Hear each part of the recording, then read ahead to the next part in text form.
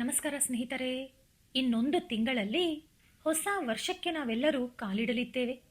2026ರಲ್ಲಿ ನಿಮ್ಮ ಹಣೆ ಬರಹವನ್ನು ಪರೀಕ್ಷಿಸುವ ಸಮಯ ಬಂದಾಯಿತು. ಇದು ಸಾಮಾನ್ಯವಾದ ವರ್ಷವಲ್ಲ. ಒಂದೇ ಸಲ ಕರ್ಮ ಫಲದಾತನಾದ ಶನಿದೇವರು, ಅದೃಷ್ಟ ಐಶ್ವರ್ಯ ಕೊಡುವ ಗುರುದೇವರು ತಮ್ಮ ತಮ್ಮ ಸ್ಥಾನಗಳನ್ನು ಬಲಪಡಿಸಿಕೊಳ್ಳಲಿದ್ದಾರೆ. ಇದರಿಂದ ಕೆಲ ರಾಶಿಗಳಿಗೆ ಈ 2026ರಲ್ಲಿ ಅದೃಷ್ಟ ಹಿಡಿಯಲಿದೆ. ಅವರು ಪಡುತ್ತಿರುವ ಕಷ್ಟಗಳೆಲ್ಲವೂ ಬಗೆಹರಿಯಲಿದೆ. ಕೆಲವರಿಗೆ ಊಹಿಸಿರದಷ್ಟು ಅದೃಷ್ಟ ಅವರ ಬಾಗಿಲು ತಟ್ಟಲಿದೆ. ಎಲ್ಲದಕ್ಕಿಂತಲೂ ಈ 5 ರಾಶಿಗಳಿಗೆ 2026ನೇ ವರ್ಷ ಕುಬೇರ ಯೋಗ ತರಲಿದೆ. ಅವರು ಕನಸಿನಲ್ಲೂ ಊಹಿಸಿರದಷ್ಟು ಎತ್ತರಕ್ಕೆ ಬೆಳೆಯಲಿದ್ದಾರೆ. ಈ 2026ನೇ ವರ್ಷದಲ್ಲಿ 12 ರಾಶಿಗಳವರಿಗೆ ಬರುವ ಆದಾಯ ಎಷ್ಟು, ಖರ್ಚು ಎಷ್ಟು, ಸಿಗುವ ಮರ್ಯಾದೆ ಎಷ್ಟು, ಆಗುವ ಅವಮಾನ ಎಷ್ಟು ಎಂಬುದು ಕೂಡ ಈ ವಿಡಿಯೋದಲ್ಲಿ ತಿಳಿದುಕೊಳ್ಳೋಣ. ಆದರೆ ಅದಕ್ಕೂ ಮುಂಚೆ ನೀವಿನ್ನೂ ನಮ್ಮ ಚಾನೆಲ್ ಅನ್ನು ಸಬ್ಸ್ಕ್ರೈಬ್ ಮಾಡ್ಕೊಂಡಿಲ್ಲ ಅಂದ್ರೆ ಖಂಡಿತ ಈಗಲೇ ಸಬ್ಸ್ಕ್ರೈಬ್ ಮಾಡ್ಕೊಳ್ಳಿ. ಹಾಗೆ ಈ ವಿಡಿಯೋ ಇಷ್ಟ ಆದ್ರೆ ಮರೀದೇ ಒಂದು ಲೈಕ್ ಕೊಡಿ. ಜ್ಯೋತಿಷ್ಯ ಶಾಸ್ತ್ರದ ಪ್ರಕಾರ ರಾಶಿ ಚಕ್ರದಲ್ಲಿ ಒಟ್ಟು 12 ರಾಶಿಗಳಿವೆ. ಅದರಲ್ಲಿ ಮೊಟ್ಟ ಮೊದಲನೆಯದು ಮೇಷರಾಶಿ. 2026ನೇ ವರ್ಷದಲ್ಲಿ ಮೇಷರಾಶಿಗೆ ಆದಾಯ 11, ಖರ್ಚು 5. ಅಂದರೆ ನಿಮ್ಮ ಆದಾಯದಲ್ಲಿ ನೀವು ಅರ್ಧದಷ್ಟು ಕೂಡ ಖರ್ಚು ಮಾಡುತ್ತಿಲ್ಲ. ಹಾಗಾಗಿ ಆರ್ಥಿಕವಾಗಿ ಯಾವುದೇ ಸಮಸ್ಯೆ ಇರುವುದಿಲ್ಲ. ನಿಮ್ಮ ಖರ್ಚೆಲ್ಲ ಕಳೆದರೂ ಕೂಡ ಬೇಕಾದಷ್ಟು ಹಣ ಉಳಿಯುತ್ತದೆ. ಲಾಭಗಳು ಹೆಚ್ಚಾಗಿ ಬರುತ್ತದೆ. ಹಾಗಾಗಿ ಅದನ್ನು ಯಾವ ರೀತಿ ಕೂಡಿಡಬೇಕು, ಇನ್ವೆಸ್ಟ್ಮೆಂಟ್ ಮಾಡಬೇಕು ಎಂಬುದು ನೋಡಿಕೊಳ್ಳಿ. ಇನ್ನು ಮರ್ಯಾದೆ 2, ಅವಮಾನ 4 ಅಂದರೆ ನಿಮಗೆ ಗೌರವ ಮರ್ಯಾದೆ 2ರಷ್ಟು ಸಿಕ್ಕರೆ ಅದಕ್ಕೆ ಬದಲಾಗಿ ಅವಮಾನ 4ರಷ್ಟು ನಡೆಯುವ ಸಾಧ್ಯತೆ ಇದೆ. ಒಬ್ಬರಿಗೆ ಆದಾಯ ಬರುತ್ತಿದೆ ಅಂದರೆ ಅವರನ್ನು ಕುಗ್ಗಿಸಲು, ಮಾನಸಿಕವಾಗಿ ನೋಯಿಸಲು ಅವಮಾನ ಮಾಡುವವರು ಹೆಚ್ಚಾಗುತ್ತಾರೆ. ಹಾಗಾಗಿ ಅವರ ಬಗ್ಗೆ ನೀವು ತಲೆ ಕೆಡಿಸಿಕೊಳ್ಳಬೇಡಿ. ಎಲ್ಲವನ್ನೂ ಮನಸ್ಸಿಗೆ ತೆಗೆದುಕೊಳ್ಳಬೇಡಿ. ಹೆಚ್ಚಾಗಿ ಚರ್ಚೆಗಳು, ಗಲಾಟೆಗಳು, ವಾಗ್ವಾದಗಳು ಮಾಡಲು ಹೋಗಬೇಡಿ. ಅವಮಾನಗಳು ಕಡಿಮೆಯಾಗಲು, ಆದಾಯ ಹೆಚ್ಚಾಗಲು ಮೇಷರಾಶಿಯವರು ಮಾಡಬೇಕಾದ ಪರಿಹಾರ, ಪ್ರತಿ ಮಂಗಳವಾರ ಸುಬ್ರಹ್ಮಣ್ಯ ಸ್ವಾಮಿಯನ್ನು ಪೂಜಿಸಬೇಕು. ಹಾಗೆ ಪ್ರತಿ ಭಾನುವಾರ ಸೂರ್ಯದೇವರನ್ನು ಪೂಜಿಸಬೇಕು. ರಾಶಿ ಚಕ್ರದಲ್ಲಿ 2ನೇ ರಾಶಿ ವೃಷಭ. 2026ರಲ್ಲಿ ವೃಷಭ ರಾಶಿಗೆ ಆದಾಯ 5, ಖರ್ಚು 14 ಇದೆ.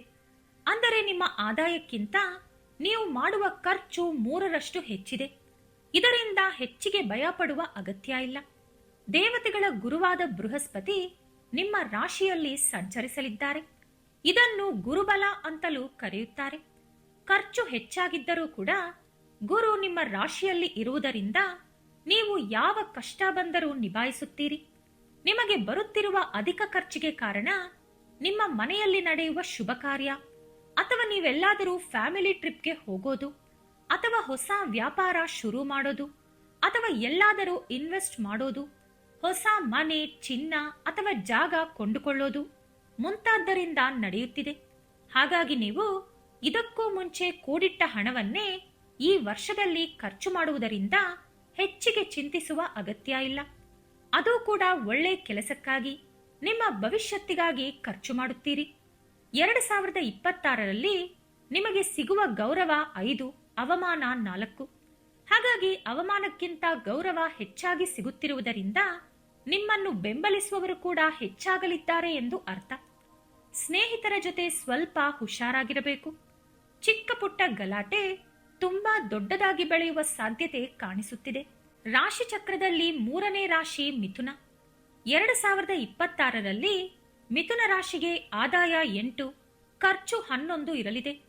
ಆದಾಯ 8 ಇರೋದ್ರಿಂದ ಹಲವಾರು ಕಡೆಯಿಂದ ನಿಮಗೆ ದುಡ್ಡು ಬರಲಿದೆ. ಆದರೆ ಖರ್ಚು 11 ಇರೋದ್ರಿಂದ ಬರುವ ದುಡ್ಡಿಗಿಂತ ಹೋಗುವ ದುಡ್ಡು ಜಾಸ್ತಿ ಇದೆ. ಹೊಸ ಆಸ್ತಿ ಕೊಂಡುಕೊಳ್ಳುವುದು, ವಾಹನಗಳು ಕೊಂಡುಕೊಳ್ಳುವುದು, ಅಥವಾ ಹಳೆ ವಾಹನಗಳು, ಮನೆ ಯಾವುದಾದರೂ ರಿಪೇರಿ ಮಾಡುವುದು, ಇಂಥ ಖರ್ಚುಗಳು ನಿಮಗೆ ಹೆಚ್ಚಾಗಲಿದೆ. ಇನ್ನು ಈ ವರ್ಷ ನಿಮಗೆ ಸಿಗುವ ಮರ್ಯಾದೆ 1, ಅವಮಾನ 7. ಇದು ಸ್ವಲ್ಪ ಭಯ ಪಡೋ ವಿಷಯ. ಹಾಗಾಗಿ ನೀವು ತುಂಬಾನೇ ಹುಷಾರಾಗಿರಬೇಕು.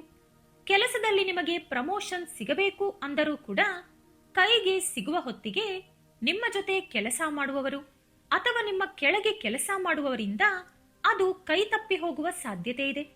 ನೀವು ಮಾತನಾಡುವ ವಿಧಾನ ನಿಮ್ಮ ಸಮಸ್ಯೆಗಳಿಗೆ ದಾರಿ ಮಾಡಿಕೊಡುತ್ತದೆ. ಹಾಗಾಗಿ ನಿಮಗೆ ಸಂಬಂಧವಿಲ್ಲ ಅನ್ನುವ ವಿಷಯಗಳಲ್ಲಿ ತಲೆ ಹಾಕಬೇಡಿ.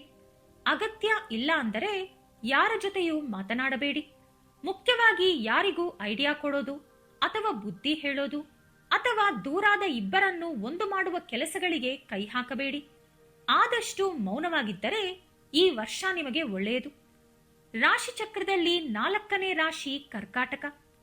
2026ರಲ್ಲಿ ನಿಮಗೆ ಆದಾಯ 2, ಖರ್ಚು 11. ಇಲ್ಲಿ ನಿಮ್ಮ ಆದಾಯ ತುಂಬಾ ಕಡಿಮೆ ಇದ್ದರೆ ನಿಮ್ಮ ಖರ್ಚು ಮಾತ್ರ ತುಂಬಾನೇ ಜಾಸ್ತಿ ಇದೆ. ಆದರೆ ಈ ಖರ್ಚು ನಿಮ್ಮ ಕುಟುಂಬಕ್ಕಾಗಿ ಹಾಗೂ ಬೇರೊಬ್ಬರಿಗೆ ದಾನ ಧರ್ಮಕ್ಕಾಗಿ ಖರ್ಚು ಮಾಡಲಿದ್ದೀರಿ. ಆರ್ಥಿಕವಾಗಿ ನಿಮಗೆ ಸ್ವಲ್ಪ ಕಷ್ಟ ಇದ್ದರೂ ಕೂಡ ನಿಮಗೆ ಬರಬೇಕಾದ ಹಳೆ ಬಾಕಿ, ದುಡ್ಡು ಅಥವಾ ನೀವು ಯಾವತ್ತೋ ಕೊಟ್ಟ ಸಾಲ ಈ ವರ್ಷ ನಿಮ್ಮ ಕೈಗೆ ಬರುತ್ತದೆ. ಈ ಹಣ ನಿಮಗೆ ಎಷ್ಟೋ ನೆಮ್ಮದಿ, ಧೈರ್ಯ ಕೊಡುತ್ತದೆ. ನಿಮ್ಮ ಪೂರ್ವಿಕರು ಹಾಗೂ ನಿಮ್ಮ ತಂದೆ ತಾಯಿಯ ಆಶೀರ್ವಾದದಿಂದ ನಿಮ್ಮ ಆದಾಯ ಕೂಡ ಹೆಚ್ಚಾಗುತ್ತದೆ. ನೀವು ಮಾಡುವ ಖರ್ಚು ಶುಭ ಕಾರ್ಯ ಮತ್ತು ದಾನ ಧರ್ಮಕ್ಕಾಗಿ ಆಗಿರೋದ್ರಿಂದ ಪುಣ್ಯ ಫಲ ಕೂಡ ಇರುತ್ತದೆ. ಇನ್ನು ನಿಮಗೆ ಸಿಗುವಂತ ಗೌರವ 4, ಅವಮಾನ 7. ಸಮಾಜದಲ್ಲಿ ನಿಮಗೆ ಗೌರವ, ಕೀರ್ತಿ ಹೆಚ್ಚಾಗಲಿದೆ. ಆದರೆ ನಿಮ್ಮ ಸ್ನೇಹಿತರು, ಬಂಧುಗಳು, ಕುಟುಂಬಸ್ಥರ ಕಾರಣದಿಂದ ಚರ್ಚೆಗಳು, ಕೆಲ ಕಠಿಣವಾದ ಮಾತುಗಳು ಕೇಳಿಬರುತ್ತದೆ. ಹಾಗಾಗಿ ನಿಮ್ಮ ಸ್ನೇಹಿತರು, ಸಂಬಂಧಿಕರ ಜೊತೆ ಮಾತನಾಡುವಾಗ ಸ್ವಲ್ಪ ಹುಷಾರಾಗಿರಿ. ಯಾವುದೇನೇ ಆದರೂ ನಿಮಗೆ ಕೆಲಸದಲ್ಲಿ ಭದ್ರತೆ ಹಾಗೂ ಸಂಸಾರದಲ್ಲಿ ಸುಖ ಹೆಚ್ಚಾಗುತ್ತದೆ. ಖರ್ಚು ಕಡಿಮೆ ಮಾಡಿಕೊಂಡರೆ ತುಂಬಾ ಒಳ್ಳೆಯದು. ರಾಶಿ ಚಕ್ರದಲ್ಲಿ 5ನೇ ರಾಶಿ ಸಿಂಹ. 2026ನೇ ವರ್ಷ ಸಿಂಹ ರಾಶಿಗೆ ಒಳ್ಳೆ ಅದೃಷ್ಟದ ವರ್ಷ. ನಿಮ್ಮ ಆದಾಯ 5 ಹಾಗೂ ಖರ್ಚು ಕೂಡ 5. ಅಂದರೆ ನಿಮ್ಮ ಸಂಪಾದನೆ, ನಿಮ್ಮ ಖರ್ಚು ಎರಡೂ ಕೂಡ ಸಮಾನವಾಗಿದೆ. ನಿಮಗೆ ಎಷ್ಟು ಖರ್ಚಿದೆಯೋ ಅಷ್ಟು ಹಣ ನಿಮಗೆ ಬರುತ್ತದೆ. ಎಲ್ಲೂ ಸಾಲ ಮಾಡುವ ಅಗತ್ಯ ಬರುವುದಿಲ್ಲ. ಹಾಗೆ ಹಳೆ ಸಾಲ ಕೂಡ ತೀರಿಕೊಳ್ಳುವ ಸಾಧ್ಯತೆ ಇದೆ. ನೀವು ಮಾಡುವ ಪ್ರತಿ ಕೆಲಸದಲ್ಲೂ ದೈವಬಲ ಇರುತ್ತದೆ. ಈ ವರ್ಷ ನೀವು ಸಂಪಾದಿಸುವ ಹಣವನ್ನು ಹೆಚ್ಚಾಗಿ ಪುಣ್ಯ ಕಾರ್ಯಗಳಿಗೆ ಖರ್ಚು ಮಾಡಲಿದ್ದೀರಿ. ದೇವಸ್ಥಾನಗಳಿಗೆ ದಾನ ಕೊಡುವುದು, ಬಡವರಿಗೆ ಸಹಾಯ ಮಾಡುವುದು ಮುಂತಾದವು. ಇನ್ನು ನಿಮಗೆ ಸಿಗುವ ಮರ್ಯಾದೆ 7, ಆಗುವ ಅವಮಾನ ಕೂಡ 7. ಇದು ಕೂಡ ಸಮಾನವಾಗಿದೆ. ಅಂದರೆ ನಿಮ್ಮನ್ನು ಎಷ್ಟು ಜನ ಅವಮಾನಿಸುತ್ತಾರೋ ಅಷ್ಟೇ ಜನ ಬೆಂಬಲ ಕೂಡ ಕೊಡುತ್ತಾರೆ. ಅಂದರೆ ಶತ್ರುಗಳು 4 ಇದ್ದರೆ ಮಿತ್ರರು ಕೂಡ 4 ಜನ ಇರುತ್ತಾರೆ. ಇದರಿಂದ ನೀವು ಎಲ್ಲೂ ಕೂಡ ತಲೆ ತಗ್ಗಿಸುವ ಕೆಲಸ ಇರುವುದಿಲ್ಲ. ಜನವರಿಯಿಂದ ನವೆಂಬರ್ವರೆಗೂ ನಿಮಗೆ ತುಂಬಾನೇ ಅದೃಷ್ಟ ಇದೆ. ರಾಶಿ ಚಕ್ರದಲ್ಲಿ 6ನೇದು ಕನ್ಯಾ. ಈ ವರ್ಷ ನಿಮ್ಮ ಆದಾಯ 8, ಖರ್ಚು 11. ನಿಮ್ಮ ಆದಾಯ ಚೆನ್ನಾಗಿದ್ದರೂ ಖರ್ಚುಗಳು ಹೆಚ್ಚಿದೆ. ಈ ವರ್ಷ ನೀವು ಮಾಡುವ ಖರ್ಚುಗಳು ಅಂದರೆ ಮಕ್ಕಳ ವಿದ್ಯಾಭ್ಯಾಸ, ಹೊಸ ಪ್ರಯಾಣಗಳು ಹಾಗೂ ಆಸ್ಪತ್ರೆಗಳಿಗಾಗಿ ನಡೆಯಲಿದೆ.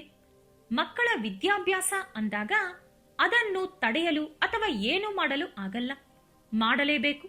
ಇನ್ನು ಪ್ರಯಾಣಗಳು ಕಡಿಮೆ ಮಾಡಿಕೊಂಡು ಆರೋಗ್ಯದ ಕಡೆ ಸ್ವಲ್ಪ ಗಮನ ಇಟ್ಟರೆ ಈ 2 ಖರ್ಚುಗಳನ್ನು ಕಡಿಮೆ ಮಾಡಿಕೊಳ್ಳಬಹುದು. ಆಗ ನಿಮಗೆ ಬರುವ ಆದಾಯ ನಿಮ್ಮ ಖರ್ಚಿಗೆ ಸರಿ ಹೋಗುತ್ತದೆ. ಇನ್ನು ನಿಮಗೆ ಸಿಗುವ ಮರ್ಯಾದೆ 3, ಅವಮಾನ ಕೂಡ 3. 2 ಸಮಾನವಾಗಿ ಇರೋದ್ರಿಂದ ಇದರ ಬಗ್ಗೆ ತಲೆ ಕೆಡಿಸಿಕೊಳ್ಳುವ ಅಗತ್ಯ ಇಲ್ಲ. 3 ಜನ ನಿಮ್ಮದು ತಪ್ಪು ಅಂದರೆ 3 ಜನರು ನೀವು ಮಾಡಿದ್ದು ಸರಿ ಅಂತ ಹೇಳ್ತಾರೆ. ಹಾಗಾಗಿ ಹೆಚ್ಚಿಗೆ ಚರ್ಚೆ ನಡೆಯುವ ವಿಷಯಗಳಲ್ಲಿ ತಲೆ ಹಾಕದೇ ಇರುವುದು ಒಳ್ಳೆಯದು. ಆರೋಗ್ಯದ ಕಡೆ ಸ್ವಲ್ಪ ಹೆಚ್ಚಿನ ಗಮನ ಕೊಡಬೇಕು. ಆದಷ್ಟು ಸಮಾಧಾನವಾಗಿ ಇರುವುದು ಕಲಿತುಕೊಳ್ಳಿ. ಚಿಕ್ಕ ಪುಟ್ಟ ವಿಷಯವನ್ನು ಚಿಕ್ಕದಾಗಿ ಬಿಟ್ಟುಬಿಡಿ. ಪ್ರತಿ ವಿಷಯವನ್ನು ದೊಡ್ಡದಾಗಿ ಮಾಡಿ ನೋಡಬೇಡಿ. ರಾಶಿ ಚಕ್ರದಲ್ಲಿ 7ನೇದು ತುಲಾ. ಈ ವರ್ಷ ನಿಮ್ಮ ಆದಾಯ 5, ಖರ್ಚು 14. ವೃಷಭ ರಾಶಿಯವರಂತೆ ನಿಮಗೂ ಕೂಡ ಆದಾಯಕ್ಕಿಂತ 3 ಪಟ್ಟು ಖರ್ಚು ಜಾಸ್ತಿ ಇದೆ. ಆದರೆ ಇದು ಕೂಡ ಶುಭ ಕಾರ್ಯಗಳಿಗಾಗಿ ಮಾಡುವಂತಹ ಖರ್ಚುಗಳು. ವ್ಯಾಪಾರ ಮಾಡುವವರು ದೊಡ್ಡ ಮಟ್ಟದಲ್ಲಿ ಸಕ್ಸಸ್ ನೋಡ್ತೀರಿ. ಹೊಸ ಅವಕಾಶಗಳು ನಿಮ್ಮನ್ನು ಹುಡುಕಿಕೊಂಡು ಬರಲಿದೆ. ಪಾರ್ಟ್ನರ್ಶಿಪ್ ವ್ಯವಹಾರ ಮಾಡುತ್ತಿರುವವರಿಗೆ ಲಾಭಗಳು ಬರಲಿದೆ. ಅದೇ ಸಮಯದಲ್ಲಿ ಪಾರ್ಟ್ನರ್ಶಿಪ್ಗಾಗಿ ನೀವು ಹಾಕುವ ಬಂಡವಾಳ, ಮಾಡುವ ಖರ್ಚುಗಳು ಬೆಳೆಯಲಿದೆ. ಅದೇ ನಿಮ್ಮ ಖರ್ಚಿಗೆ ಕಾರಣ. ಈ ವರ್ಷ ನಿಮಗೆ ಸಿಗುವ ಮರ್ಯಾದೆ 6, ಆಗುವ ಅವಮಾನ 3. ಅಂದರೆ 6 ಜನ ನಿಮ್ಮನ್ನು ಮೆಚ್ಚಿಕೊಂಡರೆ 3 ಜನ ನಿಮಗೆ ಅವಮಾನ ಮಾಡುತ್ತಾರೆ. ಹಾಗಾಗಿ ನಿಮ್ಮನ್ನು ಬೆಂಬಲಿಸುವವರ ಸಂಖ್ಯೆ ಹೆಚ್ಚಾಗಿರುವುದರಿಂದ ನೀವು ಮಾನಸಿಕ ಪ್ರಶಾಂತತೆಯನ್ನು ನೋಡುತ್ತೀರಿ. ಸಮಾಜದಲ್ಲಿ ನಿಮ್ಮ ಬೆಲೆ ಹೆಚ್ಚಾಗಲಿದೆ. ನಿಮ್ಮ ಮಾತಿಗೆ ವಿರೋಧ ಇರುವುದಿಲ್ಲ. ನಿಮ್ಮಲ್ಲಿರುವ ನಾಯಕತ್ವ ಗುಣಗಳು ಹೊರಗೆ ಬರಲಿದೆ. ಪದವಿಯಲ್ಲಿ ಇರುವವರಿಗೆ ಪ್ರಮೋಷನ್ ಸಿಗಲಿದೆ. ನೀವು ಒಂದು ವಿಷಯದಲ್ಲಿ ಮಾತ್ರ ಜಾಗ್ರತೆ ವಹಿಸಬೇಕು. ನೀವು ತಮಾಷೆಗೆ ಆಡಿದಂತ ಒಂದು ಮಾತು ದೊಡ್ಡ ಮಟ್ಟದ ಚರ್ಚೆಗೆ ಕಾರಣವಾಗುತ್ತದೆ. ನಿಮ್ಮ ಪ್ರೀತಿಪಾತ್ರರು ಆ ಒಂದು ಮಾತಿನಿಂದ ನಿಮ್ಮಿಂದ ದೂರಾಗುವ ಸಾಧ್ಯತೆ ಇದೆ. ಹಾಗಾಗಿ ನಿಮ್ಮ ಮಾತು ಹಾಗೂ ನಡವಳಿಕೆಯಲ್ಲಿ ಸ್ವಲ್ಪ ಹುಷಾರಾಗಿದ್ದರೆ ಈ 2026ನೇ ವರ್ಷ ನಿಮಗೆ ಅದೃಷ್ಟದ ವರ್ಷವಾಗಲಿದೆ. ಶುಕ್ರದೇವರ ಆಶೀರ್ವಾದದಿಂದ ನಿಮಗೆ ಅದೃಷ್ಟ, ಪ್ರೀತಿ, ಪ್ರೇಮ, ಆದಾಯ ಮತ್ತು ಗೆಲುವು ಸಿಗಲಿದೆ. ರಾಶಿಚಕ್ರದಲ್ಲಿ 8ನೇಯದು ವೃಶ್ಚಿಕ. ನಿಮಗೆ ಆದಾಯ 11, ಖರ್ಚು 5 ಇರಲಿದೆ. ಮೇಷರಾಶಿಯಂತೆ ನಿಮಗೂ ಕೂಡ ಆದಾಯಕ್ಕಿಂತ ಖರ್ಚು ಬಹಳ ಕಡಿಮೆ ಇದೆ. ಇದು ತುಂಬಾನೇ ಒಳ್ಳೆ ವಿಚಾರ. ಆರ್ಥಿಕವಾಗಿ ಒಳ್ಳೆ ಇಂಪ್ರೂವ್ಮೆಂಟ್ ಇರುತ್ತದೆ. ನೀವು ಕನಸಲ್ಲೂ ಅಂದುಕೊಂಡಿರದ ಕಡೆಗಳಿಂದ ನಿಮಗೆ ಹಣ ಬರುವ ಸಾಧ್ಯತೆ ಇದೆ. ಅಂದರೆ ಕೈ ತಪ್ಪಿ ಹೋಗಿರುವ ಕಡೆಯಿಂದ ಕೂಡ ನಿಮಗೆ ಲಾಭ ಬರುತ್ತದೆ. ರಿಯಲ್ ಎಸ್ಟೇಟ್ನಲ್ಲಿ ಇರುವವರಿಗೆ ಇದು ಒಳ್ಳೆ ವರ್ಷ. ಹಳೆ ಆಸ್ತಿಗಳು ಮಾರಬೇಕು ಅಂದುಕೊಂಡಿದ್ದರೆ ಹೆಚ್ಚಿನ ಬೆಲೆಗೆ ಮಾರಾಟವಾಗುತ್ತದೆ. ನೀವು ಎಂದಾದರೂ ಹೂಡಿಕೆ ಮಾಡಿದ್ದರೆ ಈ ವರ್ಷ ಹೆಚ್ಚಿನ ಲಾಭ ಬರುತ್ತದೆ. ಕುಟುಂಬದಲ್ಲಿ ಶುಭ ಕಾರ್ಯಗಳು, ಮದುವೆ, ಸಂತಾನ ಮುಂತಾದವುಗಳಿಂದ ಖರ್ಚುಗಳು ಬರುತ್ತದೆ. ಆದರೆ ನಿಮ್ಮ ಆದಾಯದ ಜೊತೆ ಹೋಲಿಸಿದರೆ ಆ ಖರ್ಚುಗಳು ತುಂಬಾ ಕಡಿಮೆ. ಹಾಗಾಗಿ ಆದಷ್ಟು ಇನ್ವೆಸ್ಟ್ಮೆಂಟ್ ಮಾಡ್ಕೊಳ್ಳಿ. ದುಡ್ಡು ಬರುತ್ತಿದೆ ಅಂತ ಜಾಲಿ ಮಾಡಿ ಕಷ್ಟ ಬಂದಾಗ ಏನೂ ಇಲ್ಲದ ಪರಿಸ್ಥಿತಿಯನ್ನು ತಂದುಕೊಳ್ಳಬೇಡಿ. ಈ ವರ್ಷ ನಿಮಗೆ ಸಿಗುವ ಮರ್ಯಾದೆ 2, ಅವಮಾನ 6. ಇಲ್ಲಿ ನೀವು ತುಂಬಾನೇ ಹುಷಾರಾಗಿರಬೇಕು. ನಿಮಗೆ ಬೆಂಬಲಿಸುವವರು ಇಬ್ಬರಿದ್ದರೆ ಎದುರು ಹೇಳುವವರು 6 ಜನ ಇರುತ್ತಾರೆ. ಹಾಗಾಗಿ ಕೆಲವು ಅವಕಾಶಗಳು ನಿಮ್ಮ ಕೈ ತಪ್ಪಿ ಹೋಗುವ ಸಾಧ್ಯತೆ ಇದೆ. ಆದಷ್ಟು ಶತ್ರುಗಳನ್ನು ಹೆಚ್ಚಿಸಿಕೊಳ್ಳಬೇಡಿ. ಯಾರ ಮಾತನ್ನು ವಿರೋಧಿಸಲು ಹೋಗಬೇಡಿ. ಒಂದು ವಿಷಯ ಚರ್ಚೆಗೆ ದಾರಿ ಮಾಡುತ್ತಿದೆ ಅಂದರೆ ನೀವೇ ಸೈಲೆಂಟ್ ಆಗಿ ಅಲ್ಲಿಂದ ಹೊರಟು ಬಿಡಿ. ಈ ರೀತಿ ಸ್ವಲ್ಪ ಬುದ್ಧಿಶಕ್ತಿ ಉಪಯೋಗಿಸಿದರೆ ನಿಮಗೆ ಬರುವ ದುಡ್ಡಿನಲ್ಲಿ ನೀವು ಸುಖವಾಗಿ ಬದುಕಬಹುದು. ರಾಶಿಚಕ್ರದಲ್ಲಿ 9ನೇಯದು ಧನಸ್ಸು. 2026ರಲ್ಲಿ ನಿಮ್ಮ ಆದಾಯ 14, ಖರ್ಚು 11. ಅಂದರೆ ಸಿಕ್ಕಾಪಟ್ಟೆ ಆದಾಯ, ಲಾಭ ಬರಲಿದೆ. ಹಾಗೆ ಖರ್ಚುಗಳು ಇದ್ದರೂ ಕೂಡ ನಿಮ್ಮ ಆದಾಯಕ್ಕಿಂತ ಕಡಿಮೆ ಇದೆ. ಈ ವರ್ಷ ನಿಮ್ಮ ಮನೆಯಲ್ಲಿ ಅನೇಕ ಶುಭ ಕಾರ್ಯಗಳು ನಡೆಯುವ ಸಾಧ್ಯತೆ ಇದೆ. ನೀವು ಪೂರ್ವಜನ್ಮದಲ್ಲಿ ಮಾಡಿಕೊಂಡಿರುವ ಪುಣ್ಯ ಈ ವರ್ಷ ನಿಮಗೆ ಫಲ ಕೊಡಲಿದೆ. ಆದಾಯ 14 ಅಂದರೆ ಅದು ಸಿಕ್ಕಾಪಟ್ಟೆ ಜಾಸ್ತಿ. ನೀವು ಕೂಡ ಈ ವರ್ಷ ಸಂತೋಷದಿಂದ ದಾನ ಧರ್ಮಗಳು ಮಾಡಲಿದ್ದೀರಿ. ಅದರಿಂದ ಸ್ವಲ್ಪ ಖರ್ಚು, ಹಾಗೆ ಶುಭ ಕಾರ್ಯಗಳಿಂದ ಖರ್ಚು, ಜೊತೆಗೆ ಇನ್ವೆಸ್ಟ್ಮೆಂಟ್ಗಳಿಂದ ಖರ್ಚು ಆಗಲಿದೆ. ಆದರೆ ಅದೆಲ್ಲವೂ ಕೂಡ ನಿಮ್ಮ ಭವಿಷ್ಯತ್ತಿಗಾಗಿ ನೀವು ಮಾಡುತ್ತಿರುವುದರಿಂದ ಅದು ಖರ್ಚು ಎಂದು ತೆಗೆದುಕೊಳ್ಳಲು ಆಗುವುದಿಲ್ಲ. ಇನ್ನು ನಿಮಗೆ ಸಿಗುವ ಮರ್ಯಾದೆ 5, ಆಗುವ ಅವಮಾನ 4. ಇದು ಕೂಡ ಅಷ್ಟೊಂದು ಯೋಚಿಸುವ ವಿಷಯ ಅಲ್ಲ. ನೀವು ಮಾಡುವ ಒಳ್ಳೆ ಕೆಲಸಗಳಿಗೆ ತುಂಬಾ ಜನ ಮೆಚ್ಚುಗೆ ವ್ಯಕ್ತಪಡಿಸಿದರೆ ಕೆಲವರು ಮಾತ್ರ ಅದನ್ನು ದುಡ್ಡಿನ ದರ್ಪ ಎಂದು ಮಾತನಾಡುತ್ತಾರೆ. ಹಾಗಾಗಿ ಅಂತ ಹೊಟ್ಟೆ ಉರಿ ಜನ ನಿಮಗೆ ಅಗತ್ಯವಿಲ್ಲ. ಅಗತ್ಯವಿಲ್ಲದವರ ಬಗ್ಗೆ ಯೋಚಿಸಲು ಹೋಗಬೇಡಿ. ನೀವು ಪೂರ್ವಜನ್ಮದಲ್ಲಿ ಮಾಡಿದ ಒಳ್ಳೆ ಪುಣ್ಯವೇ ಈಗ ನಿಮಗೆ ಅದೃಷ್ಟ ಕೊಟ್ಟಿದೆ. ಹಾಗಾಗಿ ಪುಣ್ಯ ಮಾಡಲು ಯಾವತ್ತೂ ಯೋಚಿಸಬೇಡಿ. ಪುಣ್ಯ ಕಾರ್ಯ ಮಾಡುವ ಮುಂಚೆ ಯಾರ ಸಲಹೆ ಪಡೆಯಲು ಹೋಗಬೇಡಿ. ಯಾರನ್ನು ಮೆಚ್ಚಿಸಲು ಪ್ರಯತ್ನಿಸಬೇಡಿ. ನಿಮ್ಮ ಮನಸ್ಸನ್ನು ನೀವು ಮೆಚ್ಚಿಸಿದರೆ ಸಾಕು. ರಾಶಿಚಕ್ರದಲ್ಲಿ 10ನೇ ರಾಶಿ ಮಕರ.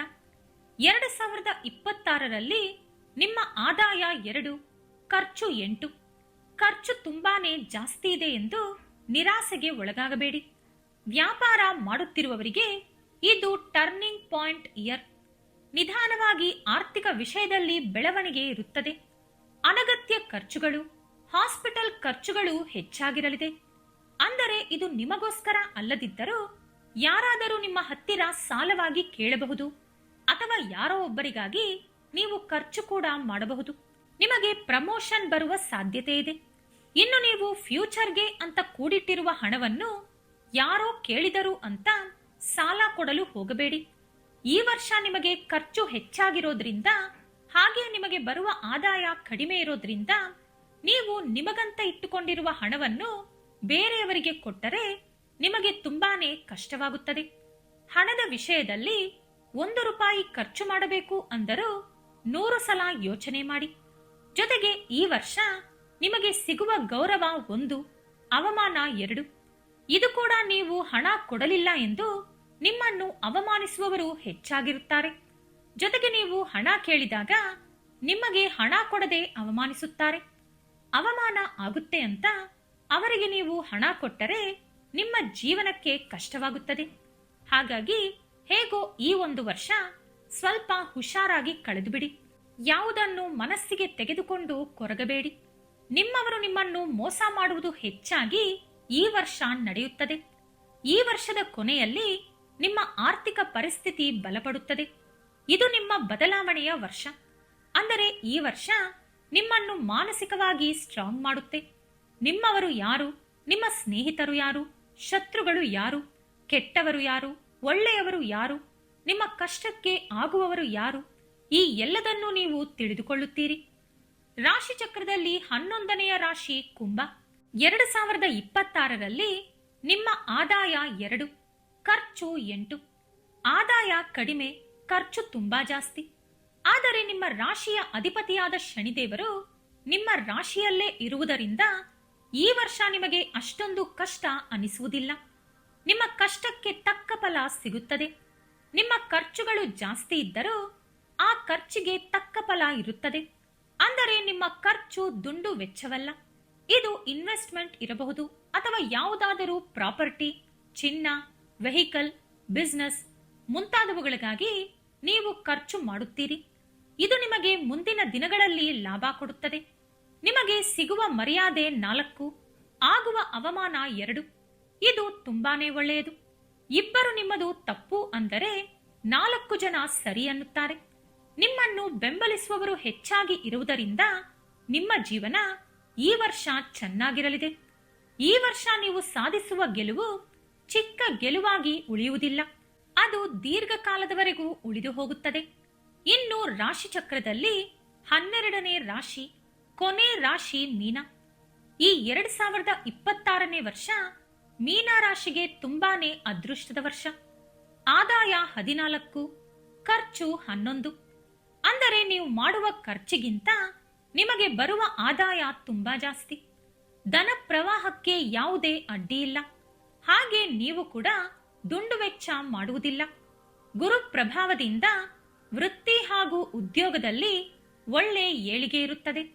ನೀವು ಮಾಡಿಕೊಂಡ ಪುಣ್ಯವೆಲ್ಲ ಈ ವರ್ಷ ಫಲ ಕೊಡಲಿದೆ. ನಿಮ್ಮ ಪುಣ್ಯವನ್ನು ಅನುಭವಿಸುವ ಯೋಗ ಬಂದಿದೆ. ಪುಣ್ಯ ಕಾರ್ಯಗಳು ಮಾಡುವುದು ಹಾಗೂ ಪುಣ್ಯಕ್ಷೇತ್ರಗಳಿಗೆ ಭೇಟಿ ಕೊಡುವುದು ಈ ವರ್ಷದಲ್ಲಿ ನಡೆಯುತ್ತದೆ. ನಿಮಗೆ ಸಿಗುವ ಮರ್ಯಾದೆ 7, ಆಗುವ ಅವಮಾನ 2. ಇದು ಎಲ್ಲಾ ರಾಶಿಗಳಿಗೆ ಹೋಲಿಸಿದರೆ ಉತ್ತಮವಾದ ಸ್ಥಿತಿ. ಉನ್ನತ ಸ್ಥಾನದಲ್ಲಿ ಇರುವವರಿಗೆ ಕೀರ್ತಿ, ಗೌರವ, ಸನ್ಮಾನ ಈ ವರ್ಷ ಸಿಗುತ್ತದೆ. ಚಿಕ್ಕ ಪುಟ್ಟ ಆರೋಗ್ಯ ಸಮಸ್ಯೆಗಳು ಬಂದರೂ ಅದು ಅಷ್ಟೊಂದು ಕಷ್ಟ ಕೊಡದೆ ಬೇಗನೆ ಹೊರಟು ಹೋಗುತ್ತದೆ. ದೊಡ್ಡ ಸಮಸ್ಯೆಗಳಂತೂ ಈ ವರ್ಷ ಬರುವುದೇ ಇಲ್ಲ. ಮೀನ ರಾಶಿಯವರಿಗೆ ಇದು ದೈವಾನುಗ್ರಹದ ವರ್ಷ. ನೀವು ತೆಗೆದುಕೊಳ್ಳುವ ಪ್ರತಿ ನಿರ್ಧಾರ ನಿಮಗೆ ದೇವರ ಆಶೀರ್ವಾದದ ಜೊತೆಗೆ ಕೂಡಿರುತ್ತದೆ. 2026ರಲ್ಲಿ ಮೀನರಾಶಿ 5ನೇ ಅದೃಷ್ಟದ ರಾಶಿಯಾಗಿದೆ. 2026ರಲ್ಲಿ ಅದೃಷ್ಟದ 5 ರಾಶಿಗಳು ಯಾವುದು ಅಂದರೆ 1 ಸಿಂಹ, 2 ತುಲಾ, 3 ವೃಶ್ಚಿಕ, 4 ಕುಂಭ, 5 ಮೀನ. ಈ 5 ರಾಶಿಗಳಿಗೆ ಈ ವರ್ಷ ವಿಪರೀತವಾದ ಅದೃಷ್ಟ ಬರಲಿದೆ. ಈ 5 ರಾಶಿಯವರು ಈ ವರ್ಷ ಯಾವ ಕೆಲಸಕ್ಕೆ ಕೈ ಹಾಕಿದರೂ ಗೌರವ, ಕೀರ್ತಿ, ಪ್ರಶಂಸೆ ಸಿಗಲಿದೆ. ಉಳಿದ 7 ರಾಶಿಗಳಿಗೆ ಈ 2026ನೇ ವರ್ಷ ಸವಾಲಿನಂತೆ ಶುರುವಾಗಿ ಆಶೀರ್ವಾದದಂತೆ ಕೊನೆಯಾಗುತ್ತದೆ. ಈ ವರ್ಷ ಭಕ್ತಿ, ಸಹನೆ, ಒಳ್ಳೆ ಕೆಲಸಗಳು, ಒಳ್ಳೆ ಆಲೋಚನೆಗಳು ಮಾಡುವವರಿಗೆ ಎಲ್ಲವೂ ಶುಭ ನಡೆಯುತ್ತದೆ. ಈ ವಿಡಿಯೋ ಇಷ್ಟ ಆದರೆ ಲೈಕ್ ಮಾಡಿ, ಶೇರ್ ಮಾಡಿ. ಇಂತಹ ಹೆಚ್ಚಿನ ಉತ್ತಮ ಮಾಹಿತಿಗಳಿಗಾಗಿ ತಪ್ಪದೆ ನಮ್ಮ ಚಾನೆಲ್ ಅನ್ನು ಸಬ್ಸ್ಕ್ರೈಬ್ ಮಾಡಿಕೊಳ್ಳಿ. ನಾಳೆ ಮತ್ತೊಂದು ವಿಡಿಯೋದೊಂದಿಗೆ ಪುನಃ ಭೇಟಿಯಾಗೋಣ. ಧನ್ಯವಾದಗಳು.